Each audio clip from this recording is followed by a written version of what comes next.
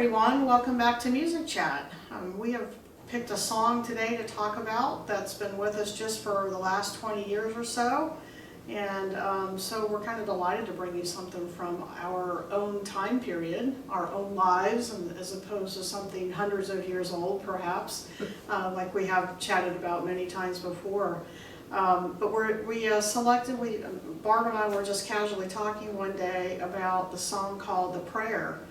And it's a pretty famous song that I'm pretty sure that all of you probably have heard.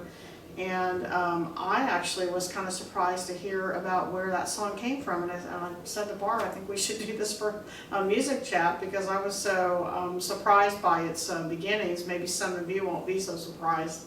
But she is going to tell us where it got its start, and we'll talk a little bit about the writers of this piece of music that's going to probably have a long life. I think so, definitely. And I kind of tuned into it because I watched a wonderful Netflix program about a documentary about David Foster. And in that documentary, I highly recommend it. You learn a lot about his background, and I mean the elite list of recording artists that he has produced. And so that's how we started, because there's a neat little story about the prayer in that documentary. So thank you to that documentary. It gave me a lot of information. And he of course is the writer of the music. Right. Not the lyrics, but the right. The and he part. wrote it with Carol Bear Sagan. Sager. That's right. I always have trouble saying that. Sorry, Carol. Who many of us know because of her collaboration with Burt Bacharach and Marvin Hamlisch in the 70s and 80s, and all the wonderful songs that she has written. And they were asked to write a song in a little animated feature that Warner Brothers had put out called The Quest for Camelot.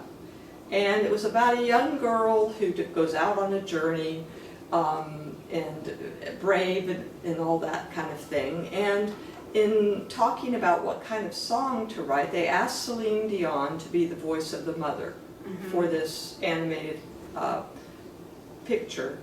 And they were, David Foster and Carol were working on the music for it, and they said, let's write a prayer, because it's a prayer, it's the mother's prayer actually.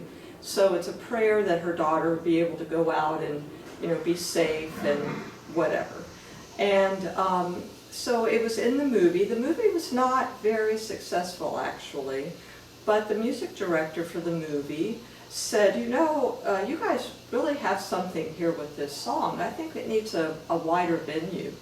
And in the documentary, Carol Sager talks about it, and she says, somehow David hooked up with Andrea Bocelli and was able to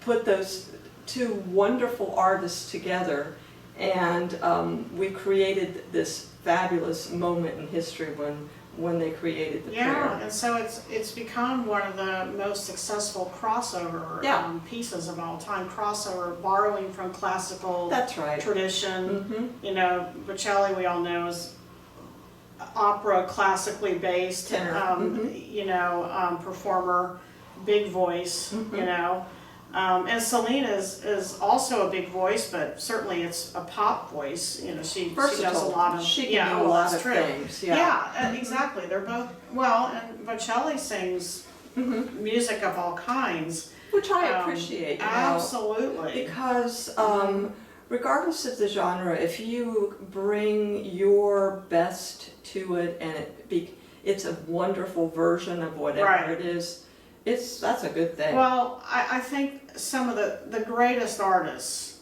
are ones that, and all three of these people, David Foster and Celine Dion, and actually Carol Bayer Sager, you can throw that in too, they all have a lot of versatility. They're appreciators of many kinds of music. And these are no exception. These No. people can, these two singers can sing anything. Right. And it's just fabulous. And I think at this point, let's talk a little bit about David Foster and Carol Bear Sagan. Sager. I think I'm thinking of Carl. Carl Sagan. So sorry. Anyway, I'll say Carol because Yeah. David Foster was born in Canada in 1949 and grew up in Victoria, Canada. But one little story about him that I wanted to share, and he shares this on his documentary on Netflix. I highly recommend that you watch it. But he talks about his mother dusting the piano at home. He was like 3 or 4. And all of a sudden he says, "That's an E." And she goes, "What? David, what did you say?" He said, "That's an E." And she goes, "My goodness." Right. And so his mother called his father real quick, said, "I think there might be something wrong with David. He just blah, blah, blah, blah." And so his father rushed home, and through this, that, and the other thing, they realized that he had perfect pitch. Well, they were very supportive in trying to give him musical support, lessons, whatever they could do to help cultivate this wonderful thing he was born with. And Yeah. You know what surprises me most about that story, though? I mean, there's actually a lot of people who have perfect Yes. pitch out there. Many don't know they have it, Right. But so that he has perfect pitch is as surprising as he knew what the letter name of the I know. pitch was. Like, why would he know Right. the letter names at age 3? Yeah. You Well, I know? think he probably had already. So- I don't know this for sure. I Well, would he must think have. that he'd Maybe already they. been playing piano. He might have, like, it's the alphabet, and Uh-huh. so maybe he and his dad had sat down and I think this is he'd an A, already this is started a B, playing some stuff. Yeah. But that's really young to know Mhm. the actual names of the keys. But I do believe that he started playing at a very young age. Yeah. And there was a music program at the University of Washington for young people that had musical ability and wanted a more intense program that he was able to attend when he was 13. And he said he just played whatever instrument he could get a hold of. Yeah. So the thing that He loved it all. he loved it all, Mhm. and he wanted to learn. But he said the thing that inspired him so much to take the direction he took in his career is listening to the Beatles. When he was a young person listening to the Beatles, he says, "That is the best sound ever. I really want to be a part of that." It just seems like so many of today's successful writers tell that same story about the Beatles was like a significant inspiration. Yeah, and we won't Yeah. talk about them a lot, but we talked about how their sound was really so different and changed through the years, and they were very innovative in a They lot were. of things that they did. Yeah. Yeah.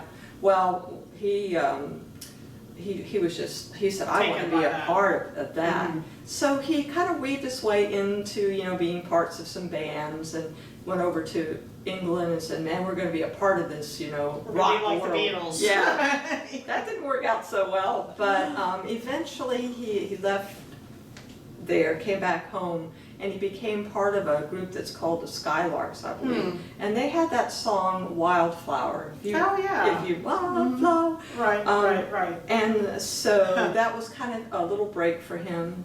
But early on he said he wanted to be a studio musician. And so he found his way into studios playing keyboards. And eventually, because of just how his expertise and how wonderful he was at being able to put arrangements together and sounds together and know what it should sound Yeah, like. he has a very good sense of, well, there should be a violin. Exactly. Yeah. And so artists recognized that, and they recognized that as soon as they worked with him, everything they did sounded better. Really? Exactly. Yeah. That's And exactly it. I'm telling you, if you look on Wikipedia or someplace and you see all the stuff he did, it's Yeah, pages, and yeah. he's still doing it, so I just feel like he's a genius, and we are so indebted to him for having the ability that he has to nurture artists and to find artists. So anyway, he he worked with Carol on this song, and then the music director of the little thing says, I think this needs a larger venue. So he added a B section from the little cartoon thing, and some more lyrics. Right. And because I believe he was already connected to Andrea Bocelli, the whole Italian part of it was created. We're leaving the cartoon now, or the movie. Uh-huh. I should not just call it. It's an animated movie. It's an animated movie. But we leave that kind of behind, and we turn it into something much different. It takes a world of its own. It does, yeah. And Celine Dion was already an artist he was working with, and they put those two together, and the rest is history. Yeah. I mean, and there's two other guys. There's an Alberto Testa and Tony Renas. They were both Italian composers and musicians that worked with Bocelli in Italy, and they actually worked. If you have the sheet music as I do, it always has Carol Sagan and David Foster Italian lyrics by these two other gentlemen who were also musicians. They weren't just translators of the lyric; they were active musicians too that just knew how to. They knew Bocelli, and they knew how to make him look good, and not that he needed to look good. No. So they were, this song eventually won a Golden Globe and was nominated for some other accolades too. It's always credited all four of them, but really the two that had the most to do with it was the lyric, with Carol's lyric and his definitely music. David Foster's music. Well, that's exactly. And his ability to and put then it to together. have chosen Bocelli and Celine Dion to be featured in it, really the four of them, in a way, were the success. Yeah. And it went from a minute 24, I think, in the animated movie to a much longer, I don't know, it must be 5 or 6 minutes, the extended version now that has the Italian lyrics in it that we've all come to. It's It beautiful. goes put back together. between Italian and English, and most of the time when we hear it now, it has both in it. Yeah. And it is a song that touches people in many different ways. I'm sure you have played it at weddings. I'm sure you played it at funerals. Mostly at weddings. Well, and you can see But I know why. it's used for memorial services too. And Carol Sagan, thank you, Carol. I'm so sorry.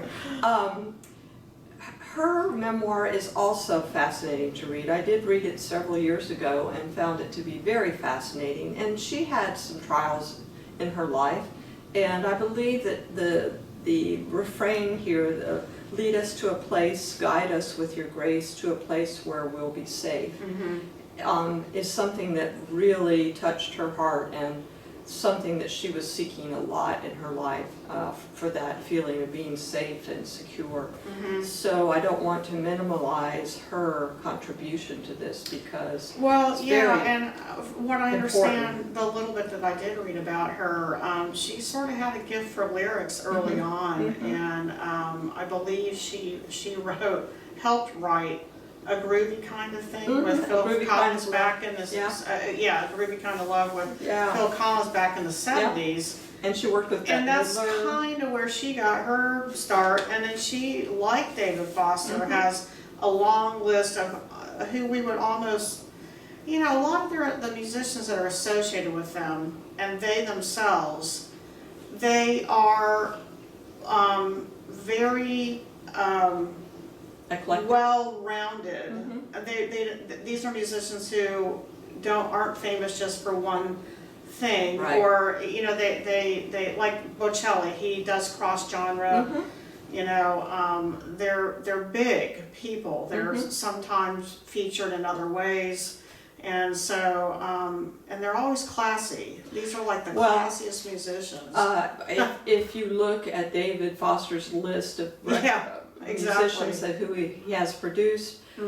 Just to speak of one is Barbra Streisand, and she talks about this time they were in the recording studio when he was very young in the business, and he was playing keyboards, and she was doing the Broadway album with Somewhere, and I don't know if you know that arrangement, but it starts out I love it.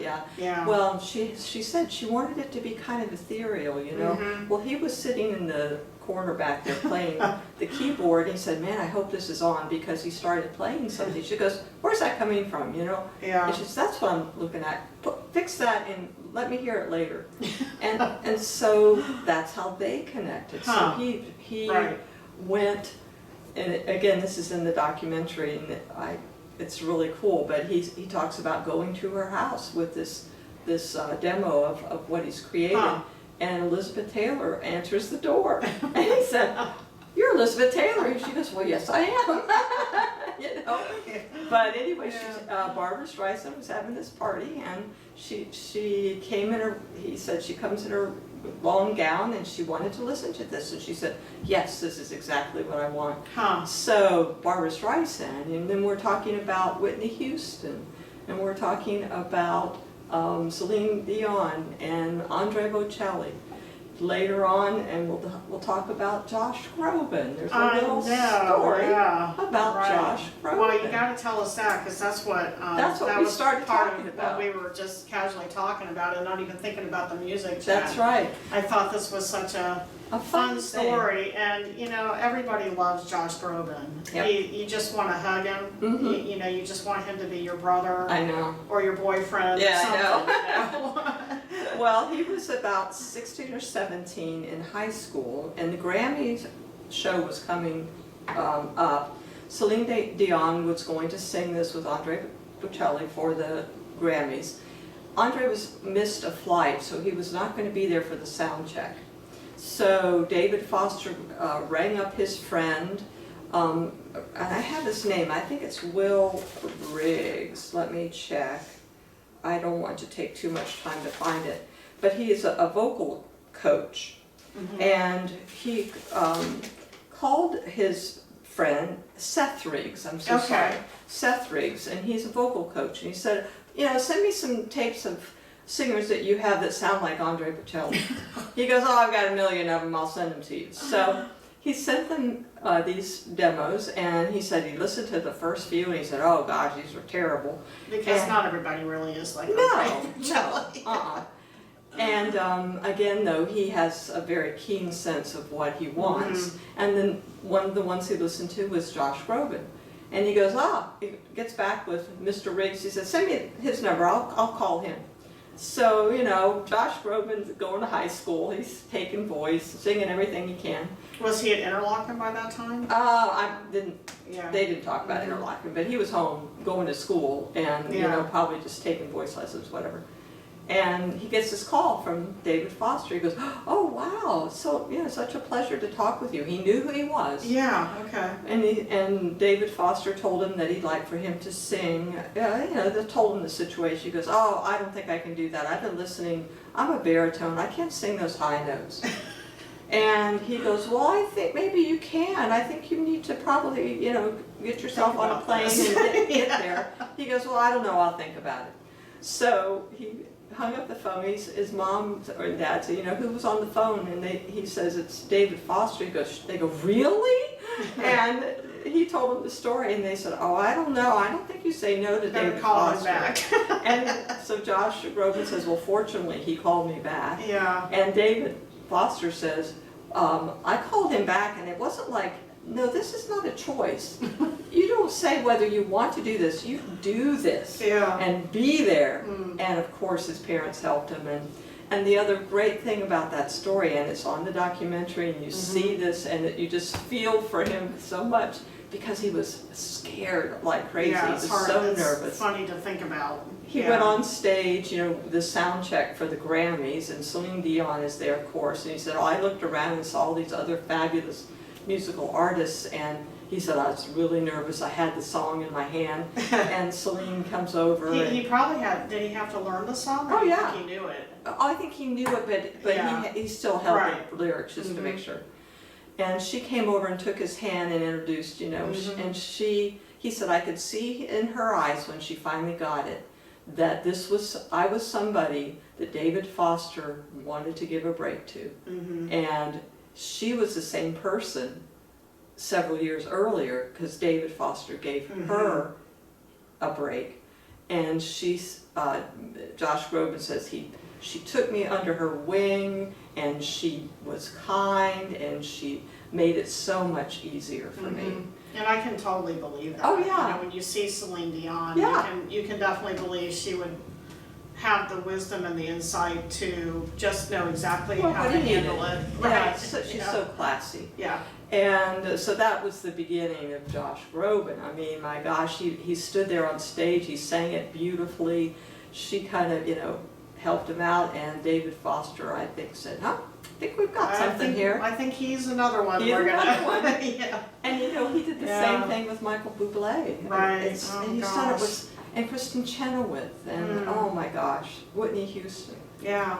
Thank you, David Foster, for being the person you are, and such a great musician. Well, I say thank you, David Foster, for anything you had to do with Chicago. The group that's Chicago. right. I grew up, that was my group, you know, that I loved to listen to as a teenager, you know, and I know he did work with Chicago early on, and did a lot of writing for them and producing, and gosh, you know, that's how I knew him originally, but you know, that's kind of forgotten now, and you know, he's just worked with these enormous giant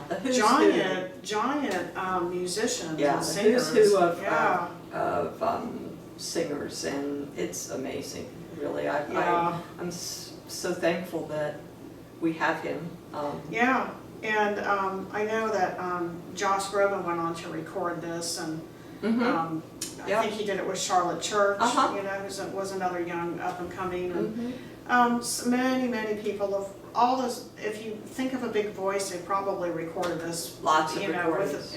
And it became, you know, in the original it was a solo, and it really is much more famous for being this duet now with a man and a woman singing him it. putting them together was the genius, I think. Yeah. And I happened to run across the Mormon Tabernacle Choir has, I don't know whether it's a new album, because I don't know how, maybe a couple years or something, but it's the Mormon Tabernacle Choir and Friends, and he's actually on stage with them. And David Foster? And they perform a beautiful arrangement. Well, and that's typical of him too. He, you know, he could just call up anybody, you know, he can call up an orchestra or a major choir or a major musician, and they're at his beck and call. Well, because of such respect and the level of excellence. Yeah. And they talk about, all the people that are on the documentary talk about the fact that he knows what he wants, and he knows how to get it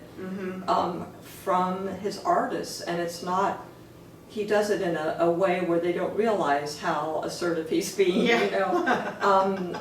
So I just think there's just such a ton of respect for him. Well, the song itself is beautiful. It's a beautiful, beautiful lyric. But the music is also very beautiful. It's a great match.